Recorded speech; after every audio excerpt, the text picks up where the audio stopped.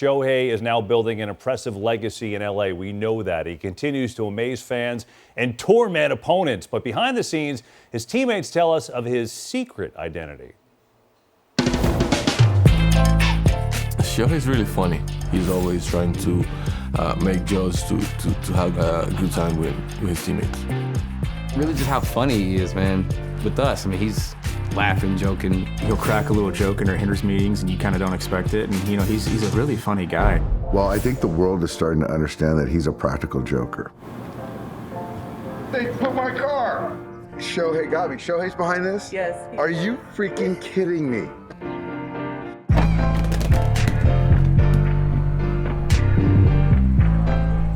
Okay.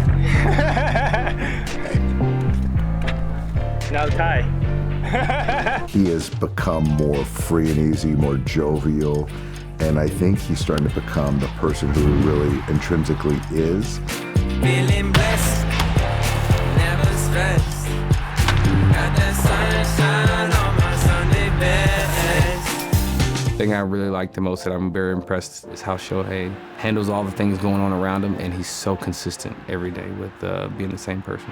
And Ohtani torches one, tosses the bat, and watches it fly. Every single night he does something that I've never seen before. Even when he gets out, he's hitting it out 120 miles an hour, and you're kind of like, did I just see that right?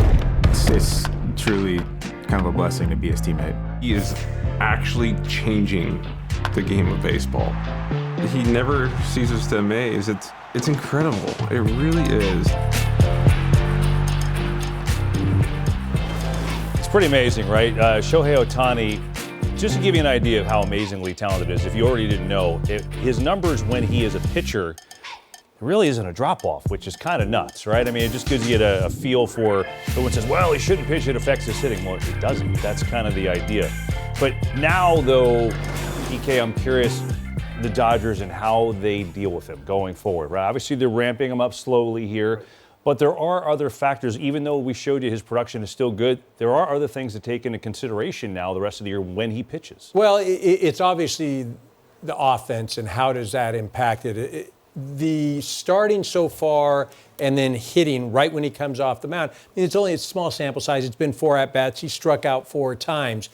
He didn't do this in Anaheim. It wasn't, I mean, he did it a handful of times. I think there were probably 7 or 11 at-bats in his career. You know, he wasn't a leadoff hitter. So that's something that's going to be, it's going to be talked about, right? I don't know that it's going to be addressed. The only way anything gets addressed is if Shohei says, I'm not so sure I want to do this. But it will absolutely be talked about it. Look, Shohei can do what he wants to do, right? Because when you are that good, and look at, he had his 3rd start the other day, and I was talking about him coming back, and it's like climbing a ladder. You can't expect him to go all the way to the top in 2 or 3 starts. Right.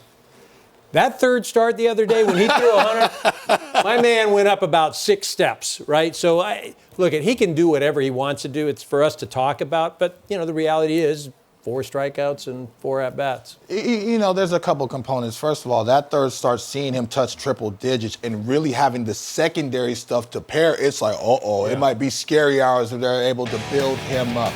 The other component is him leading off, especially at home. He might have a long inning one time. He might throw 25 to 30 pitches, and all of a sudden you don't have a breath. Maybe they might discuss moving him down in the lineup, maybe the 2nd or 3rd, just to be able to get some water, get under you. Listen, I'm not comparing myself to Shohei Ohtani at all, but I'm a National League guy, so I know how it is to hit, come off the field, and then lead off an inning, or vice versa. I had that one mistake where I ran a triple, and all of a sudden I couldn't even get the sign because I was so gassed on the mound. Now, Shohei is a unicorn. He's outstanding. He's been doing it. He wants to be that two-way guy because in the end, it's legacy for him. He wants to be remembered as the best baseball player of all time, and he continues to trend that way as long as he stays healthy. Now, the problem is you cannot lose him. There's no such thing as a 3rd Tommy John, and that's the scary part about it. So you're seeing his velocity uptick right now. You're excited about that, but Dave Roberts loses him not only on the mound and in the lineup.